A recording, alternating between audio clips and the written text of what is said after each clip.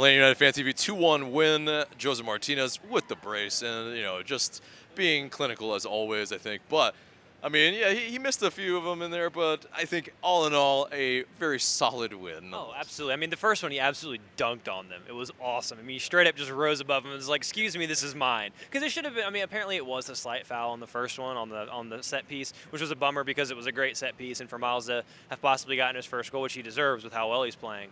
But yeah, Joseph, he wasn't his most clinical, but the first one was fantastic. The penalty, I know Pitti wanted to take it because he did such a good job drawing it, but at 1-0, you got to let Joseph take that. But, I mean, that game should have been dead and buried. As far as I'm concerned, I think it could have been 3, 4, 5, easy. The chances were there. I mean, Atlanta was playing fantastic attacking football, but also City had a few chances, and that was a problem. And they did get the one, and it made the end a bit nervy. But on the whole, 3 points is 3 points. It was a fantastic performance from the boys, and you needed to get that win, and you got it. Yeah. And then also against a, kind of rival for the top spots in the East for sure. Did we stake a marker, against the other teams? NYCFC coming in hot, a lot of games in hand. Are we actually for real, or is it still something to be determined? No, I think you've had two really good back-to-back performances in the league against Galaxy and now against City. I think that you're seeing the team grow in confidence. I think that there's the big difference is having Pitti, Joseph, and Barco all play at the same time, but at the same time, the 3-5-2, how it's worked out with Miriam at left wing back and Gressel at right wing back, you have like 5 players that are attacking at all times. And everyone had a great game today. I mean, Miriam looks like a man reborn. He's shimmying past people, making slaloming runs, getting into the box, getting to the byline. Julian Gressel is by far a right wing back. That is his best position. He is so comfortable there. And today, he's had matches sometimes where his crossing isn't the best, but his crossing today, not just into the box, but his switches were incredible. He was seeing some balls across the field where he was switching the play that I didn't even know how he could see them. I mean, there was one in the second half where we switched it along the floor, ran through everyone, and found Miriam on the far side, and it was just like his vision and the skill to be doing that was incredible. And then Escobar was fantastic. Robinson was fantastic. I mean, I think LGP bit of hair on fire as usual with him, but still solid performance on the whole. And then the midfield, Remedi and Nagby ran around everywhere and did everything, and they were incredible. I mean, it was a fantastic team performance. And I think today, and last week was good, but I thought today was better. Pitti Martinez is really starting to show up, and it should have been another penalty there at the end, I think. But for Jair Marufo, what you going to do? But that could have made it 3-1, but Pitti's he was incredible today. And him, Barco, and Martinez together, when you let them play and allow them to create, every time we go forward, we look dangerous. And that's a change. And, again, it was attacking. It was exciting. And that's what fans wanted to see. And I think another thing that's really important to note was the high press. Atlanta United put on a high press today and did not let NYCFC breathe. And I loved it. That's something we haven't really done, and that's something new. It's something that Red Bulls did to us. And as we've noted, teams in MLS can't really cope with the high press. And City couldn't today at all, and they kept giving the ball over and over again within their own half. And on another day, maybe we're a bit more clinical, but because of that, it was a dominating performance from Atlanta United. Just didn't show them the scoreline. Yeah.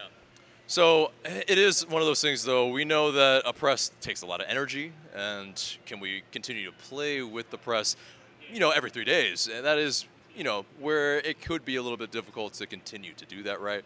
I mean, do you think on Wednesday against against Club America in the Campeones Cup, is that another wise strategy to continue with that strategy? I don't think you can't. It's like a Super Cup. You'd like to win it, obviously, but with the form you're in right now in the league, you don't want to pick up any injuries. You don't want to hurt yourself. You don't want to bury yourself too much. And you got a difficult trip next week to Portland. That's hard. And Atlanta United needs to rectify their road form. That's got to be the priority because 6 matches lost in a row on the road, going into a difficult stadium against a difficult opponent that's going to want some revenge for last year's MLS Cup defeat. That's got to be the focus. So I think a little bit of rotation would have to be there, and I don't think you can really bury yourself with the press as much as you did today. But against opponents like this, especially playing at home, I think the press is definitely the move for Atlanta United. Teams can't get out, and you can't really breathe in that stadium because the crowd's on top of you. The energy from the crowd was one of the best atmospheres, I think, this season because the fans appreciate seeing that effort, seeing that attacking football, seeing that high press, seeing the players get stuck in. And I don't know what's changed or what's happened, whether players are adapting to the system, the DeBoer's made changes and accepted it. Whatever's happening, the team's clicking right now. So in terms of the Campeones Cup, you'd love to win it.